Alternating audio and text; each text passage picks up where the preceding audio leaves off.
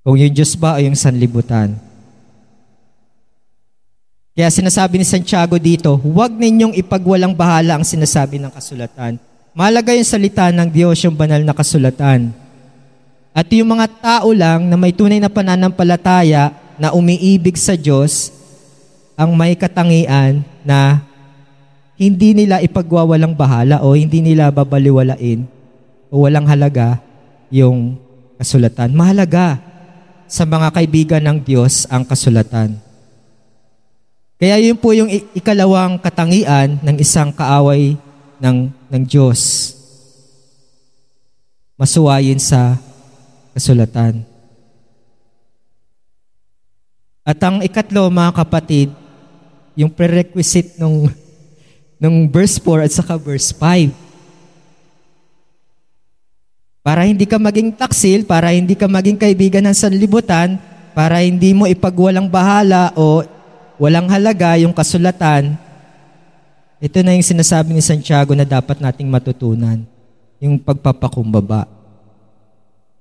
Ngunit ang Diyos ay nagkakaloob ng higit pang biyaya.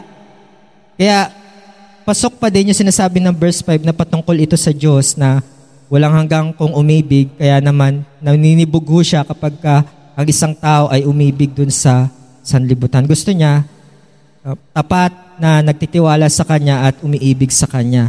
Ngunit ang Diyos ay nagkakaloob ng higit pang biyaya, yung grasya, kagandahang loob ng Diyos, pagpapala.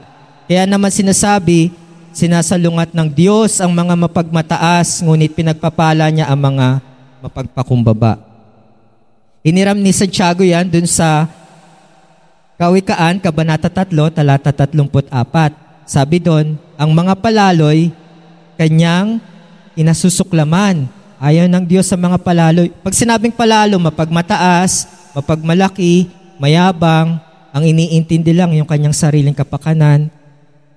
Wala siya pakialam kung manganib man o masaktan man niya yung kapwa niya kasi sarili lang niya yung kanyang iniisip.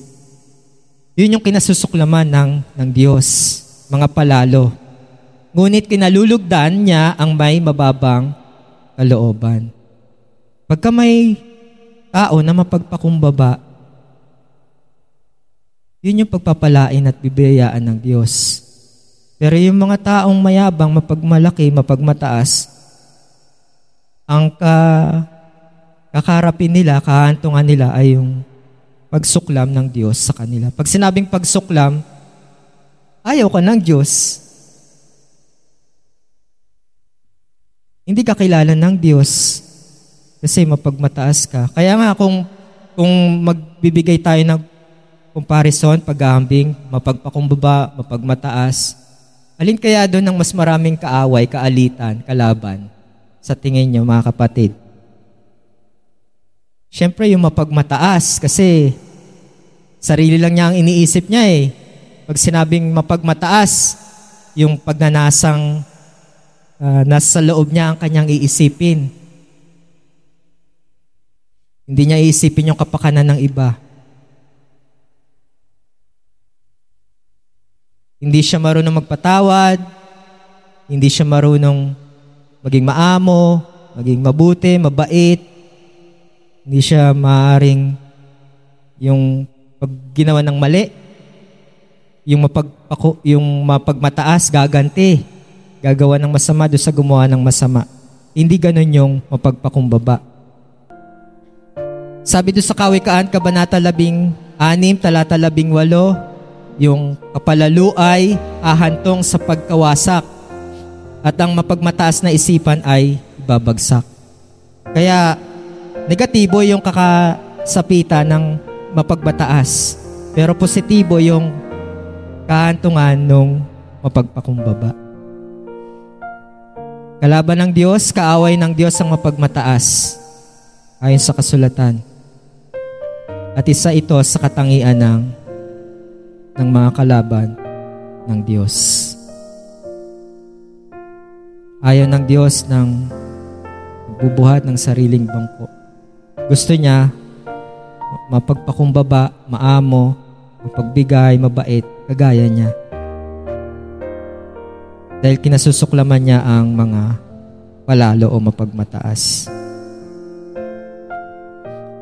Paano kaya yung mapagpakumbaba, mga kapatid?